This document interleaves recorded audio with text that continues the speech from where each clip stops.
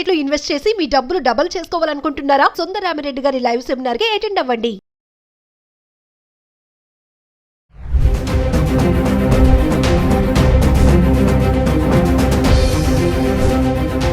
నమస్తే, welcome back to Suman TV. ప్రస్తుతం మనతో పాటు ఉన్నారు business analyst doctor Nandi Rameshwar Rao గారు.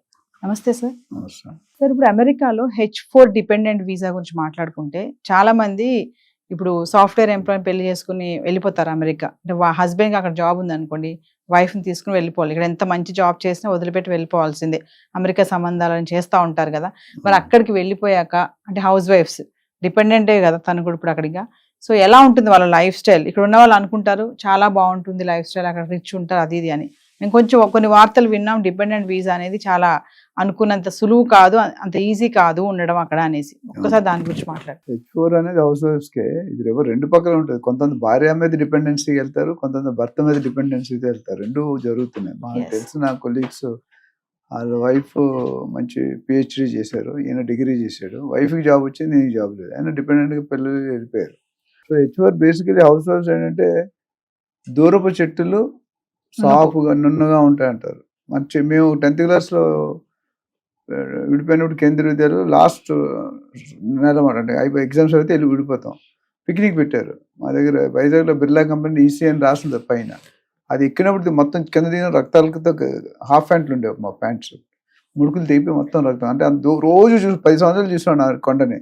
ఆ రోజు ఎక్కినప్పుడు తెలిసిన కొండ అంటే ఇంత కష్టం అని. అట్లా ఎందుకంటే తెల్లగా కనిపించావని పాలు కాదు, నల్లగా కనిపించావని నీళ్ళు కాదు. ఇక్కడ ఇండియా నుండి చూస్తే అమెరికా వాళ్ళు బాగున్నారు అనుకుంటారు, అమెరికా నుండి చూస్తే ఇండియా వాళ్ళు బాగున్నారు అంటారు. పొరుగింటి పుల్లకూర. ఇక్కడ ఏమవుతుందంటే అమెరికా నుండి ఇప్పుడు ఫర్ ఎగ్జాంపుల్ H4 హౌస్ వైఫ్కి వెళ్ళారనుకోండి, అక్కడ ఒకరు ఇండియా అందరూ తెలుగు వాళ్ళు ఉన్న దగ్గర మనకు కొనుక్కోలేము, లేకపోతే ఉండలేము. కాస్ట్ ఆఫ్ ఉండదు, కొద్ది దూరంగా ఉండాలి. మన చుట్టుపక్కల అంతా ఇండియన్స్ కాకుండా చైనా, జపనీస్, మెక్సికన్ అందరూ ఉండొచ్చు. సో మనతో వాళ్ళు మాట్లాడరు. మామూలుగా అమెరికాలో నాకు తెలిసిన రూల్ ఏంటంటే ఎదురింటి తలుపు కొట్టాలంటే పర్మిషన్తో కొట్టాలి. మన ఇండియాలో వచ్చి మీరు డైరెక్ట్ అక్కడ ఎంటర్ అవ్వడానికి లేదు. అండ్ ఇప్పుడు ఈ లేడీస్ ఏం చేస్తారు, హస్బెండ్ 8-10 అక్కడ సాటర్డే సండే తప్ప ఫ్రైడే కూడా 10-12 ఎందుకంటే గంటలకు పే చేస్తారు. గంటకి సమ్ $20-30 ఎన్ని గంటలు చేస్తే అన్ని గంటలు. జనరల్ అయితే 8 గంటలు చేయరు, కానీ చాలా మంది 12 గంటలు చేస్తారు. ఎందుకంటే వచ్చింది డబ్బు సంపాదించుకోవడానికి కాబట్టి. ఇప్పుడు వైఫ్ని పెద్దగా పట్టించుకోవడానికి అంటే అవకాశం ఉండదు, అవసరం ఉండదన్న అవకాశం ఉండదు.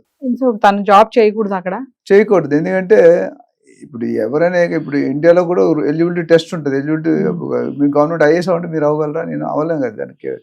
అట్లా EAD అని ఉంటుంది, EAD ఎంప్లాయ్మెంట్ ఆథరైజేషన్ డాక్యుమెంట్. అది సపోజ్ మీరు 2025 వెళ్తే 2031 6 years 5 to 6 years మినిమం దానికి వెయిటింగ్ పీరియడ్ రావడానికి. అంటే EAD వస్తే తర్వాత మీరు ఎంప్లాయ్మెంట్ మాట్లాడవచ్చు. అంతవరకు మీ హస్బెండ్ ఇన్కమ్ మీద మీరు డిపెండ్ అవ్వాలి. హస్బెండ్ మీరు భార్యను పెంచాలి, పిల్లలుంటే పిల్లల్ని పెంచాలి, తల్లి ఉంటే వాళ్ళని పెంచాలి, అత్తమ్మ అంటే ఎవరైతే జనరల్ ఫ్యామిలీ ఒక ఫ్యామిలీ ఏంటంటే తినేవాళ్ళు 5 ఉంటారు. మన కండిషన్స్ అట్లున్నాయి. చాలా మంది మీరు చూసుకుంటే టైం ఇవ్వట్లేదని డైవర్స్ చేసేవాళ్ళు. నన్ను పట్టించుకోవట్లేదు, ఎక్కడికి వెళ్ళిపోతున్నాను. అక్కడ టైం ఇవ్వాలనుకుంటే ఇవ్వలేరు. అందుకని Saturday Sunday enjoying day. Friday night మళ్ళీ 8 గంటలకి అయితే మళ్ళీ మండే మార్నింగ్ 7 దాకా కనిపించారు వాళ్ళు. 2 days విపరీతంగా ఎంజాయ్ చేస్తారు, మళ్ళీ 5 days విపరీతంగా కష్టపడతారు. మనకు అలా ఉండదు. మనకి అటు ఇటు రెండు పక్కల flexible. Wife is double age knife అని చెప్తావు కదా అలా. సో ఇక్కడ అదొకటి. రెండోది, మోస్ట్ ఆఫ్ ది లేడీస్ ఇప్పుడు లాస్ట్ 10 years చూసుకుంటే educated and qualified and employed ఇక్కడ ఇండియాలో.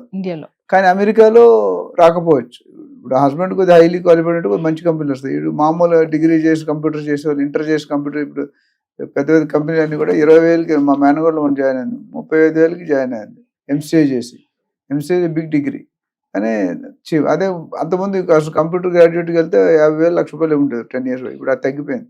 ఇది ఇక్కడ పని చేసి ఉంటారు కదా, పని చేసినప్పుడు ఏదైనా కొద్దిగా ఇన్కమ్ ఉంటుంది. ఇన్కమ్ ఉన్నప్పుడు లగ్జరీ అలవాటు అవుతుంది. లగ్జరీ అలవాటు అయినప్పుడు అది ఖర్చు పెట్టాలనిపిస్తుంది.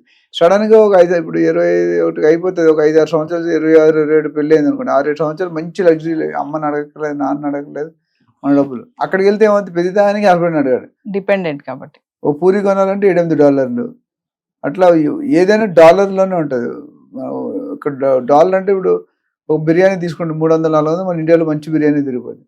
అక్కడ 2,000-1,800 ఉంటుంది ఒక బిర్యానీ. ఆ రోజు తినాలంటే తింటే మనకి చెప్పడం ఫోటోలు అయితే చూపిస్తారు. మనకి చాలా మంది అమెరికన్స్ వచ్చి NRI వచ్చిన వాళ్ళు ఫొటోస్ చూపిస్తారు. ఫొటోస్ ఏంటంటే ఏ రోజు తింటారో ఆ రోజు ఫోటో తీసుకుంటారు. మనం ఏమనుకుంటాం, ఈ రోజు బిర్యానీ తింటున్నారు అనుకుంటాం. అది కాదు, వాస్తవం అది కాదు. వాళ్ళకు ఉన్న ప్రాబ్లం ఉంటాయి, వాళ్ళు బయటకు కొంతమంది చెప్పుకోరు. ఎందుకంటే వాళ్ళ ఇష్టం మీద వాళ్ళు వచ్చారు, మోస్తో వచ్చారు వాళ్ళు. ప్రెస్టేజ్. అమెరికాలో అంటే మేము చదువుకున్నాడు అమెరికాలో అంటే ₹1,00,000 కట్టినాం. 30 years బ్యాక్.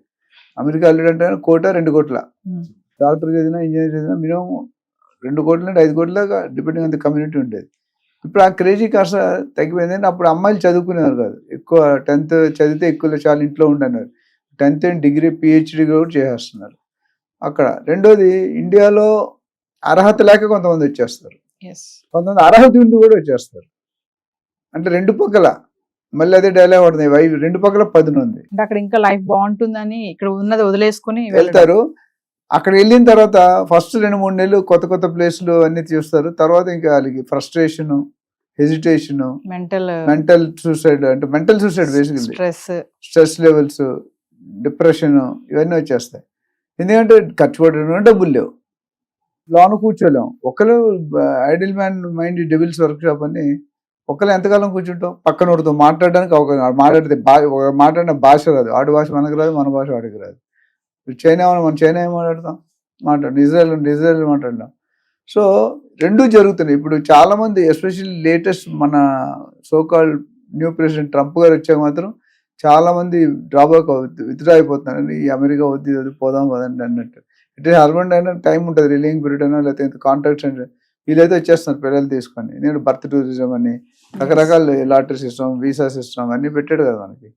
ప్లస్ వీడికి EAD 6 సంవత్సరాలు పోతుంటే 6 నెలల తర్వాత ఫ్రస్ట్రేషన్ స్టార్ట్ అయిపోతుంది డెఫినెట్గా.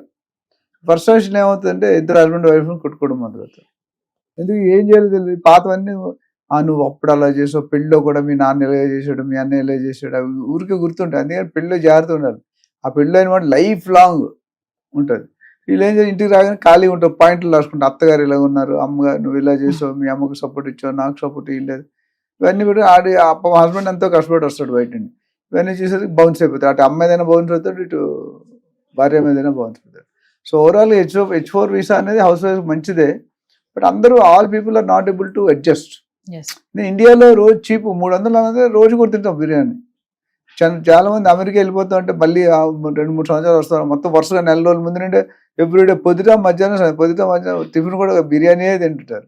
ఆ అలవాటు అక్కడ తినకుండా ఉంటే ఒక బిర్యానీ తినాలంటే ₹2,000. ఎన్ని తింటాం మనం? సో ఓవరాల్ చూసుకుంటే ఇది ప్లస్ అండ్ మైనస్ రెండు ఉన్నాయి. అడ్జస్ట్ అయిన పర్సెంటేజ్ చాలా తక్కువ ఉంది, తప్పగా అడ్జస్ట్ అయ్యే వాళ్ళు ఉన్నారు. H4 డిపెండెంట్ వీసా అనేది కొంచెం కష్టమైంది అక్కడ. లైఫ్ స్టైల్ అనేది ఇండియాలో సెట్ అయిపోయి అక్కడే పుట్టి పెరిగితే అది వేరు. ఇప్పుడు అంత చైల్డ్ బర్త్ లేకుండా అక్కడ పుట్టిన పిల్లలు కూడా they can become citizens of America. అప్పుడు ఇది కల్చర్ అక్కడే ఉంటుంది. మా ఫ్రెండ్స్ చాలా మంది 30 years ముందు వెళ్ళిపోయారు మేము చదువుకున్నప్పుడు. అప్పుడు వెళ్ళిపోయిన వాళ్ళకి ప్రాబ్లం, ఆ పిల్లలు ఇండియన్ స్టైల్ తెలియదు వాళ్ళకి. ఇండియా ఇప్పుడు రివర్స్ ఉంటుంది, వాళ్ళు ఇండియా వస్తే ఉండలేరు అమెరికాలో ఉన్నట్టు. ఇండియాలో ఫుడ్ వేరు, కల్చర్ వేరు. ఆ తాత మా అమ్మ ఎవరు ఉండరు కదా, ఇక తాతగారు మన గుండె మీద ఎక్కించుకొని ఆడుకుంటారు. అక్కడ ఎవరు ఆడిస్తారు? ఆయిల్ ఆడిస్తారు. ఇవన్నీ ఓవరాల్ చూసుకుంటే ఈ ట్రంప్ వచ్చిన తర్వాత కాకుండా మామూలు కూడా ఇది నడుస్తుంది ఎప్పుడు అట్లా. టు సీ అడ్జస్ట్ అయ్యే వాళ్ళు ఎంతమంది అడ్జస్ట్ అవన్న వాళ్ళే ఎక్కువ మంది అనిపిస్తున్నారు. Thank you sir.